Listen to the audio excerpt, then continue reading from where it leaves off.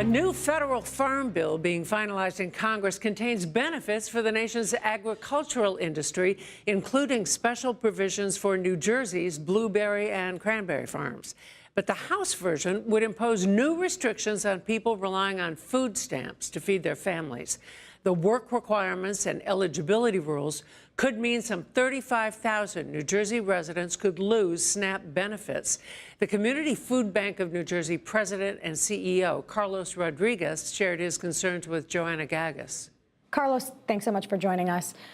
The Senate and the House of Representatives just passed two very different versions of the Farm Bill. You were very critical of the House version. You recently wrote an op-ed. What is concerning to you about this version of the bill? Well, the most concerning piece is it's divorced from the reality of who's participating in SNAP right now, especially in New Jersey. Who is participating in SNAP? Let's first explain that to our audience. So the SNAP program here in New Jersey is about 300,000 children that are participating. Another 30% of all adults that are participating are seniors. And a significant portion of who's left, for the total 800,000 that are on SNAP in New Jersey, are actually working adults that are having a hard time making ends meet and whose jobs are sometimes very cyclical. So take us back and explain what some of the cuts were, because the House proposed some drastic cuts to what is the SNAP program, right? The Supplemental Nutrition Assistance Program, used to be called food stamps here in New Jersey. So walk us through what those cuts looked like, what was passed through the House. Well, the House is proposing a set of different cuts masked as work development. Make that come to life. What does that mean? That pretty much means that they want to add a bunch of barriers to families thinking that they're not already working or willing to work, when in fact there are already work requirements in the SNAP program.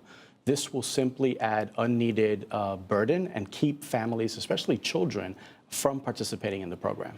So just to play devil's advocate, what is wrong with the government mandating that people who be on government assistance programs also have to work? There's nothing wrong with workforce development program. At our food bank, we invest heavily in that.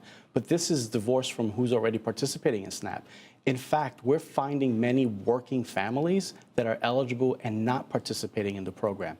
That's where our efforts should be put.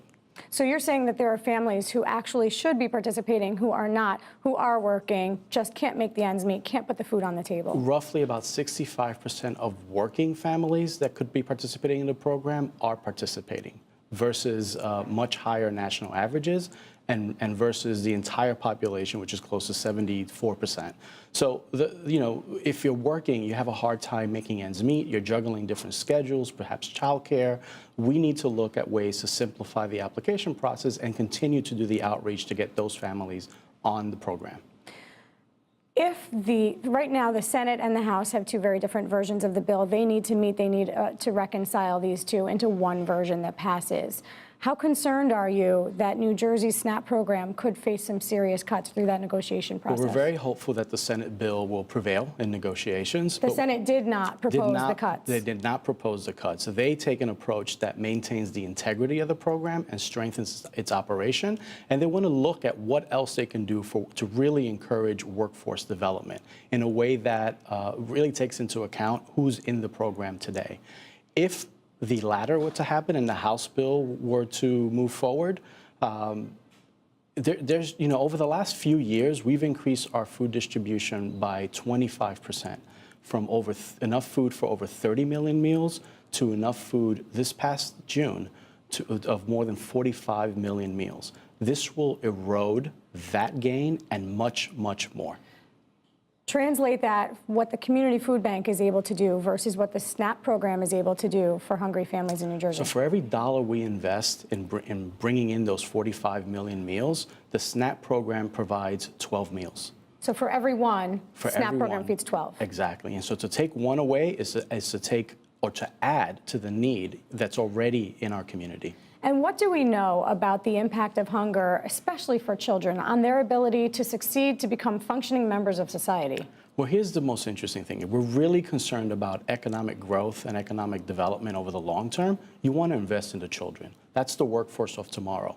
And if they're not getting the proper nutrition today during the developmental years, they're not going to exceed in school the way they could. They're not going to learn. They're not going to develop. As a matter of fact, the exact opposite is true. You see, studies have proven time and time again, Children without the right nutrition do not grow, do not learn to the best of their ability. Carlos Rodriguez, CEO of the Community Food Bank of New Jersey, thank you for bringing this important issue to light. We will continue to follow it and monitor what the impact could be for New Jersey. Thanks so much for being here.